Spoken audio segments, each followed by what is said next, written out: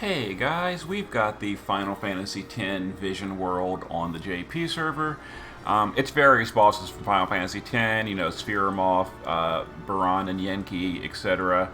And then we don't have the final bosses as usual until a few days later, Spectral Keeper and beyond. But we're going to be showing some tips specifically for Seymour. Most of these day one bosses are very, very easy to perfect score. I perfect scored everything on either turn 1 or turn 2. And I'll show you the team that I use for basically every boss in a moment. But Seymour was a headache. This boss is not easy to damage cap. I had tons of problems with him. I'm seeing comments on Discord, Reddit, etc. People are having problems with this guy. So I'm going to give you some tips to show you how I damage capped this guy. Now the damage you need is only 1.03 billion, which sounds like really low and easy, doesn't it? It's not. This guy is thick. So he's a magical fight, only weak to Thunder and Holy. So in my original clear, I actually didn't even use Braska. I used Runda for mitigation, which turned out to be completely irrelevant in a dead slot. So I'm going to bring Braska instead because he's going to be more useful and it's going to help us get a better damage cap in here. So here's the party we're going to use. We're going to use a Holy Mage team with Yuna and Pause. Alright, so now the reason this guy is so incredibly thick is because he has this ambush. It seems to be permanent, undispellable general mitigation, and it just makes him bulky. He's a human undead, by the way, for the killers. So the way we're going to do this, he also does a ton of AoE damage. So we're going to cover and general mitigate with Beatrix. We're going to use Pause to Holy Imperil the boss. We're going to use Return Fina to Holy Amp, Protect, and Shell. We're going to just guard Braska for now. We're going to start Savior in the base form with the Paintbrush and Call, shift her with the Paintbrush and Call, and we're going to Disaster on turn 1 for the breaks, and we're going to base form LB, Evoker Yuna for the modifier boost. So he does lots of magical damage on, seems to be turn 1 and turn 3, but if you're using a magical tank, it's fine. So we're just going to cover it with Beatrix, not a big deal. Very low damage, and some damage taken is allowed. We're just going to reload Beatrix and do that again. Let's go ahead and summon Bahamut for the Holy Amplify field. This is not going to do anything for Yuna, but it is going to boost the damage of Pause a little bit. We're going to guard her. We're going to use Savior to ATB to fill her LB gauge. We can just guard Braska.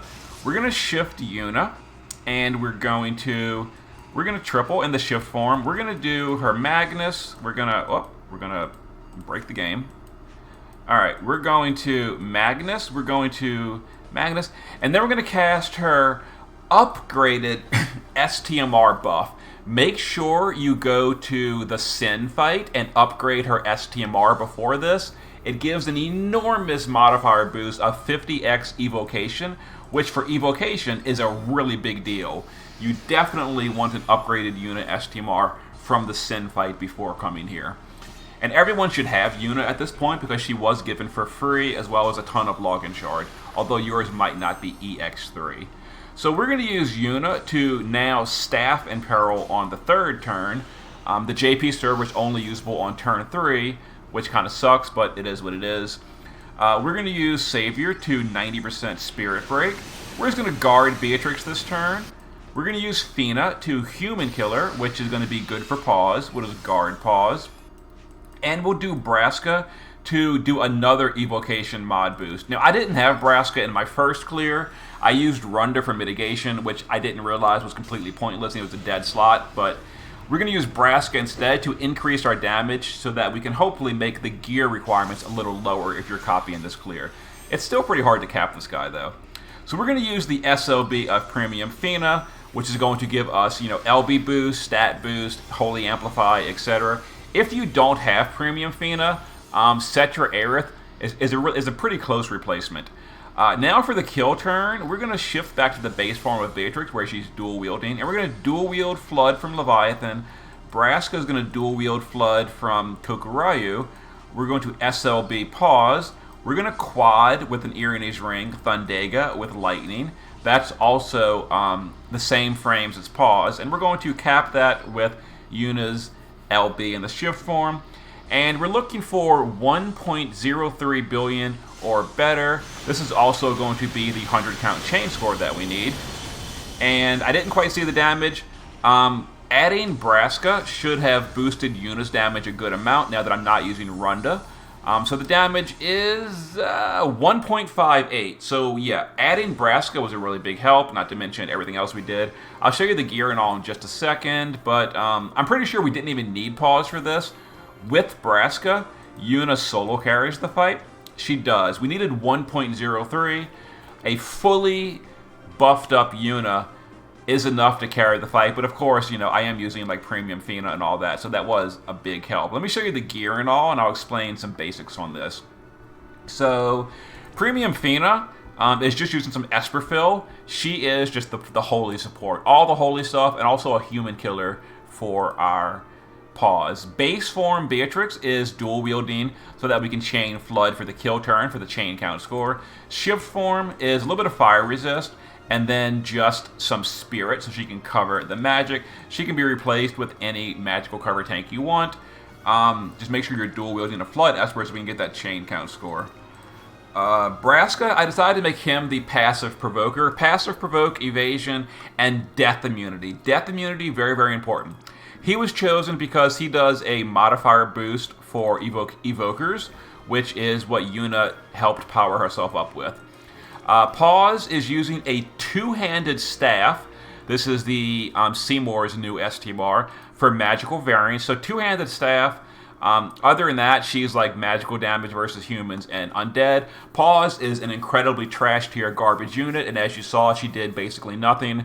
But she did 300 million, so if your unit isn't quite pushing it, you can use Pause to help out with that. And I actually did need Pause on my original team because my unit wasn't damage capping, but I wasn't using Braska either, so that kind of was part of the reason.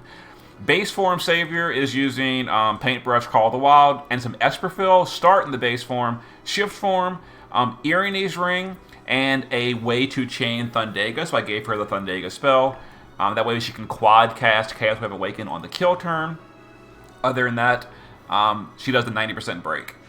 And then Yuna, in the base form, is kind of whatever. Shift form is, she carried the fight. Now, I'm only using her Chronicle. I'm not using her two-hander. I know, technically speaking, I think using Seymour's STMR is better on Yuna, but that requires, like, good evocation gear that I just don't own on the JP server.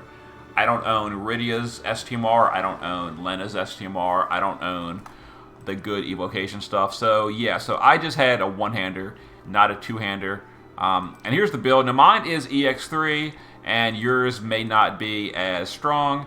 Maxed LB, 8200 Spirit, 200 Evo damage, and 270 Evo magic. There's the build. Now, mine is not crowned. You can crown Yuna for more power. I'm not going to. I didn't need to, but yeah, there is how I damage capped Seymour. Now, as far as all the other bosses, most of them I could just turn one OTK, like the Yenki and Biren fight. I used just Knights of Grand Shout and Titus to just damage cap the easy stuff on turn one. I'll show you a quick example. And then on the harder fights, I use the same team to damage cap on turn two instead. So Braun and Yenki, we just do the LB with Jesse to imperil and break. We use Aerith to imbue Holy to the party. Then we do the shifted LB of Titus, the shifted LB of Knights. Onion does Aurora Ray and double Stardust. Shadow does Aurora Ray and double Stardust. Now this is an AoE fight, so this is really easy to damage cap regardless. But we're going to target just one and chain, and Titus's LB is AoE, so it'll kill the other one for us. Yeah, as you can see, we massively overcapped this. We only needed 1 billion. So yeah, so most of these fights are like a complete joke. I don't know why Seymour is so out of place with being insanely hard to cap. The rest of these are super easy to cap. Someone really messed up on that Seymour fight design. That is not a day one fight. And like this is an AoE fight, but we didn't AoE cap. Anyway, that was how I did the easy stuff to turn 1 cap. And I even did the same thing on Spheromorph. That's technically a mage fight. It didn't matter. I still turn 1 damage capped it with physicals. Now, some of these are a little bit thicker, like, for example, these final bosses. This one I had to go to turn 2 on. So, this one, where is it? I actually did it on 5. I kind of erased my team afterwards. So this one we're doing a fire instead. Basically the same team overall, but it's going to be fire instead of holy. Alright, so wait for all this to finish. Now we do go to turn 2 on this guy. So we do some more setup. So we break with Jesse, but first of all, we use Titus to modifier boost and all. We do Knights to holy amp. Let's see, we can just do these two. We do Aerith. We start her in the base and we shift her. And we do Machine Killer and Fire Amp. And then we break with Jesse. And this boss just does some single target stuff on turn 1, which we're provoking with Jesse. So it's kind of like whatever. Yeah, it's all he does. No big deal. So now we're going to just do the usual. We're going to cap with our guys. And we're going to LB with Aerith. So we're going to start the shifted LB with Aerith to buff the party. Then we're going to do the usual chaining. And that's how we damage capped this guy. As you saw, Knights did 2 billion and Titus did 1.7. So we went to turn 2 instead of turn 1 because it's a little bit of a deeper fight. But still, turn 2 OTK, super easy. This one, the final bosses of day 1, they require 2.061 billion. So we only needed 2.06. We did 3 something. So actually, Knights of Grand Shell by themselves damage capped that guy, even though it was wrong element. Titus helped. Yeah, so I'll show you the gear and all on this like OTK team. So Knights of Grand Shell, I gave him all the best gear. And he actually stole Titus's STMR, which is why he's getting a big modifier boost. So he's doing a ton of damage on turn 1. He has Omni Killer, so it's like basically super easy to cap killers on him. Shadow, just a chainer. Multi-element chaining. Onion, multi-element chaining. They don't deal damage. Titus in the shift form is using a throwing weapon and then just, LB damage. Because I gave all the best gear to Knights Grand Shell, Titus got secondaries. But yeah, he did good too. And then Aerith, base form, shift form, just naked. She does, either supports, etc. And then Jesse, passive provoke evasion, death immunity, status immunity. Rise her card to break on turn 1. And she's my favorite breaker because she breaks and imperils everything. Okay, so there was how, and I used that exact same team for 5 of the 6 day 1 bosses, and then the Seymour boss needed a custom fight. So that's how I did day 1 Vision World of JP. Hope it helps. See you next time.